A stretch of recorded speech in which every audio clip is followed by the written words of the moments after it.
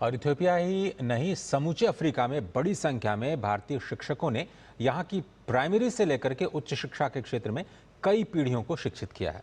Ethiopia की राजधानी अदीस अबाबा में एक ऐसे स्कूल का जायजा लिया हमारे संवाददाता अश्विनी मिश्र ने, जहां आज भी भारत के अध्यापक शिक्षा और संस्कार दोनों ही दे रहे हैं। मछली जल की रानी है, जीवन इसका पानी है। इस कविता का पाठ कर रहे हैं अदीस अबाबा में छोटे छोटे नन्हे मुन्ने बच्चे। हम हैं अदीस अबाबा के इंडियन इंटरनेशनल स्कूल में, जिसकी स्थापना 2006 में हुई। तकरीबन 20 वर्षों से स्कूल प्राइमरी सेक्शन में अमूल्य योगदान दे रहा है इथियोपिया के छोटे छोटे बच्चों के लिए और साथ ही साथ भारतीय मूल के अन्य बच्चों के लिए। यहाँ के दूरस्थ रिमोट एरियाज में भारतीय शिक्षक रहा करते थे, जिन्होंने कई पीढ़ियों को यहाँ पर शिक्षित किया है। यहाँ के प्राइमरी एजुकेशन, यहाँ के हायर एजुकेशन में भारतीय शिक्षकों की अहम भूमिका है। हमारे साथ इस विद्यालय के फाउंडिंग मेंबर और प्रिंसिपल अब्राहम जी हमारे साथ हैं। आप लोगों ने ये विद्यालय कैसे established kiya? What was the concept behind it? If I talk about me, I came around about 40 years back. I came.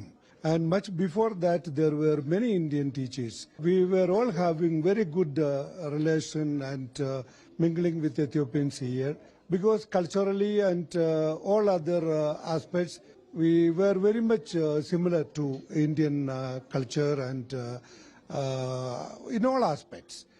So we have been in education for the past many years. So much attachment we have towards this country, as they are very much hospitalized. और जो Indian ethos है वो भी कहीं ना कहीं inbuilt हुआ है यहाँ की सोसाइटी में। Values that we have back in India, and the Ethiopians also, almost we respect their values, and they are almost equal values. We consider, we feel like that. And parents are much more dedicated to their children to have education. बहुत सारे 2000 से ज्यादा उच्च शिक्षा और अन्य शिक्षा क्षेत्र में यहाँ पर अभी भी शिक्षक कार्यरत हैं। कितने पीढ़ी पहले आप आए और हिंदी पढ़ाती हैं? हमारी 4 पीढ़ी यहीं पे है और मेरा जन्म भी यहीं पे हुआ है। और मैं हिंदी राइम्स सिखाती हूँ बच्चों को, क्योंकि बच्चे सब इथोपियन से, क्योंकि बच्चे तो बच्चे ही होते हैं ना। इस विद्यालय के बारे में बताएं, ये सीबीएसई से एफिलिएटेड है ये विद्यालय? सिलेबस उसका हम वही फॉलो करते हैं। जो सिलेबस है वो सीबीएसई से एफिलिएटेड ये स्कूल है, और सिलेबस यहाँ का कैसे क्या है?